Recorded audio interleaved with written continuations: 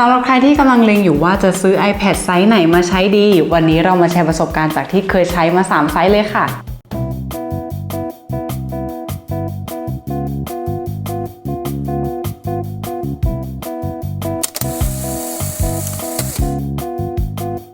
ฮัลโหลสวัสดีค่ะทุกคนขอต้อนรับกลับเข้าสู่ Channel Peanut Butter นะคะเราเชื่อว่าช่วงที่ iPad ออกใหม่นะคะทุกคนจะมี1คำถามในใจฉันจะซื้อไซส์ไหนดีหรือบางคนก็ถามเราว่าระหว่าง iPad หน้าจอ 11 นิ้วกับ 12.9 เนี่ยอะไรมันดีมากกว่ากันหรือว่ามันแตกต่างกันมากแค่ไหนนะคะวันนี้เราก็เลยจะมารีวิวกันทั้ง3ขนาดที่เรามีเลยค่ะเพราะว่าทุกขนาดนะคะมีทั้งข้อดีข้อเสียเนาะแล้วก็เพื่อเป็นข้อมูลประกอบการตัดสินใจของทุกคนด้วยแต่สำหรับคลิปนี้นะคะเราจะขอโฟกัสไปที่ไซส์ล้วนๆเลยจะไม่เน้นการทำงานของมินิแอร์หรือโปรเลยเพราะไม่ว่าจะเป็นดูหนังฟังเพลงจดโน้ตก็คือทุกรุ่นสามารถทำได้หมดนะคะแต่ว่าต้องมาหากันว่ากิจกรรมไหนที่เราชอบทำบวกกับ iPad ไซส์ไหนที่เหมาะกับเรามากที่สุดตอนนี้ที่นัดมีอยู่นะคะก็จะเป็น iPad Pro M1 อันนี้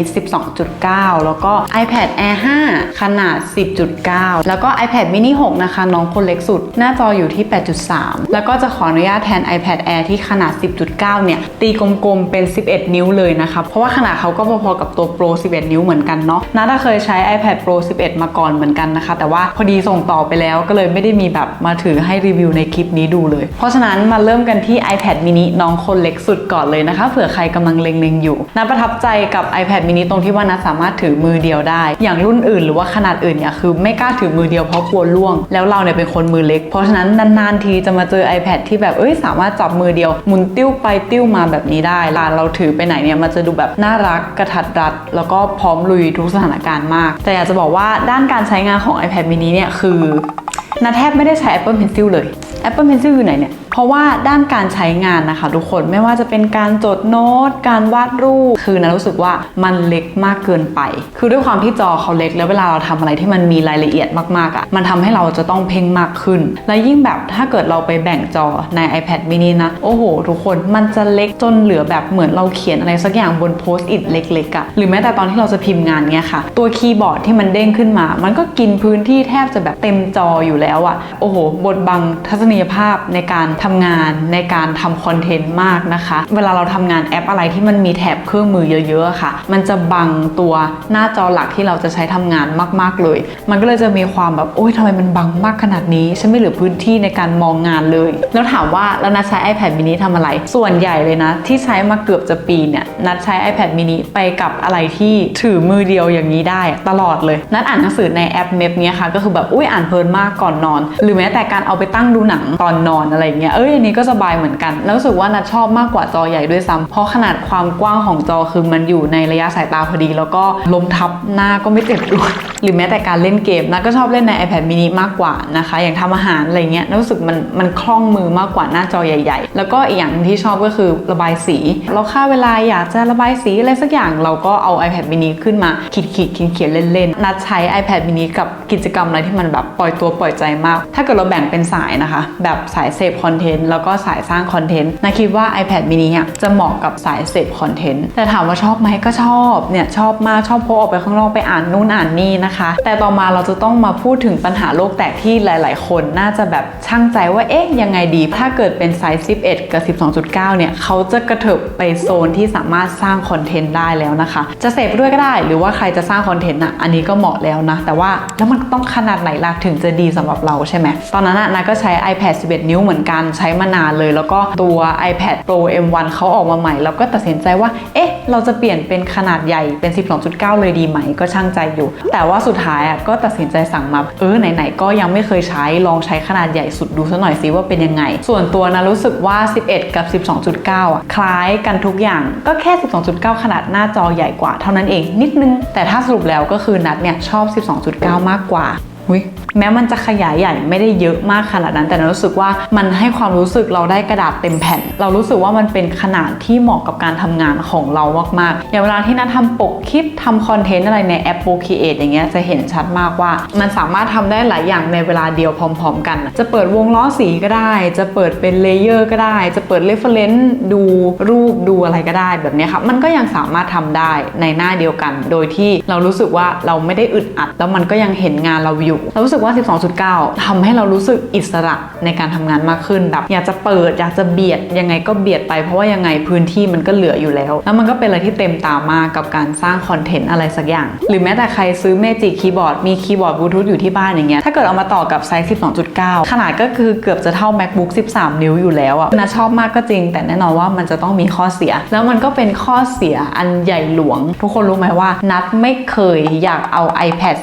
12.9 ออกจากบ้านเลยไม่อยากเลยจริงๆเพราะว่ามันหนักมากถือมือเดียวอย่างเงี้ยยังกลัวล่วงมากๆเลยอะจริงๆนะแล้วบางทีก็กลัวว่าถือมือเดียวแล้วอีกข้างนึงมันจะบรึชงอลงมาข้างล่างรู้สึกว่ามันใหญ่เกินไปมากที่จะถือเดินไปนู่นเดินไปนี่หรือว่าพลิกมือไปมาอะไรแบบเนี้ยทำให้เราจะคิดหนักตลอดว่าฉันต้องเอา iPad 12.9 ออกจากบ้านจริงๆหรอเราทำงานให้เสร็จในบ้านเลยได้ไหมค่อยกลับมาปั่นต่อได้ไหมไม่เอา 12.9 ออกจากบ้านได้ไหมอะเพราะมันพลุงพลังนะคะอย่างถ้าเกิดเป็นคุณผู้ชายก็จะมีเป้ใช่ไหมคะมันก็จะค่อนข้างสบายตัวนิดนึงก็คือแบบใส่เข้าไปในเป้เลยก็เหมือนแบกของครึ่งนึงแต่ว่า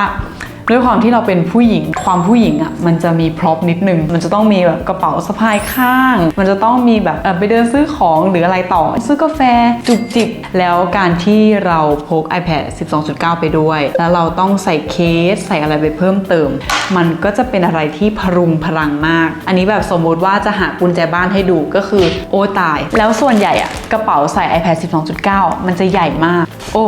อันนี้อันนึง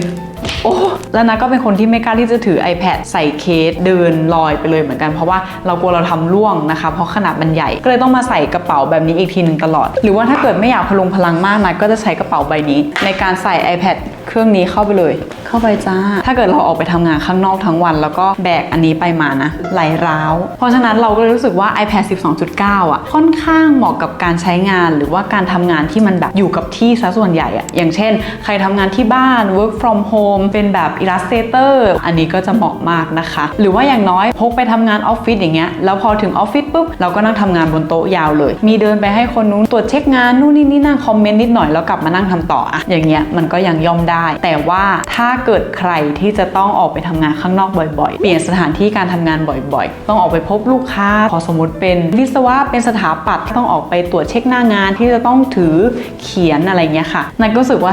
12.9 มันใหญ่เกินไปที่จะถือบิดไปบิดมาหรือแม้แต่ว่านักเรียนนักศึกษาที่สมมุติว่าจะต้องเปลี่ยนคลาสเรียนทุกคาบจะต้องเดินเรียนจะต้องเปลี่ยนตึกอะไรเงี้ยโอ้เพราะฉะนั้นถ้าเกิดใครที่ต้องขยับขยื่นบ่อยๆไปนู่นไปนี่อะไรเงี้ยเราก็จะแนะนำเป็น11 นิ้วดีกว่าอย่างถ้าเกิดย้อนเวลากลับไปได้ตอนเรียนเราก็ยังจะแนะนำเป็น11 นิ้วนะอย่างแบบ iPad Air ก็ได้หรือ iPad Pro ก็ได้นะคะมันเป็นขนาดที่กำลังดีในการแบบทั้งจดโน้ตทำคอนเทนต์ตัดต่อมันโอเคเลยแหละมันเป็นไซส์ที่เซฟที่สุดแล้วก็คนส่วนใหญ่ก็ใช้กันด้วยอย่างทุกคนคิดดูตัวเลคเชอร์เราอะของนักศึกษามันจะเล็กนิดเดียวเพราะฉะนั้นถ้าเกิดใครเอา 12.9 ไปเขียนมันก็จะเป็นอะไรที่เต็มโต๊ะมากนะคะอยากจะแนะนำสำหรับวัยเรียนหรือใครที่เดินทางไปทำงานข้างนอกบ่อยๆต้องถือบ่อยๆอย่างเงี้ยก็จะแนะนำเป็น11 นิ้วมากกว่าแต่เอาจริงๆนะถ้าเกิดใครอยากจะซื้อขนาดใหญ่แบบ 12.9 เสพคอนเทนต์มาดูหนังฟังเพลงก็ย่อมได้ไม่จำกัดเลยนะคะเพราะจริงๆดูหนังฟังเพลงใน iPad ใหญ่ขนาดนี้ก็สะใจมากทีเดียว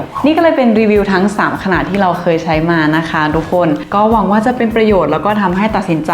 เลือกไซส์ที่คิดว่าเหมาะกับตัวเองได้ง่ายมากขึ้นเนาะส่วนทางนี้ก็คือเหมือนเปิดช็อปขาย iPad แล้วก็ถ้าเกิดใครอยากดูคลิปอะไรเกี่ยวกับ iPad ก็สามารถคอมเมนต์ใต้คลิปได้เหมือนเดิมเลยนะคะว่าเดี๋ยวเราเจอกันใหม่คลิปหน้านะบ๊ายบายค่ะ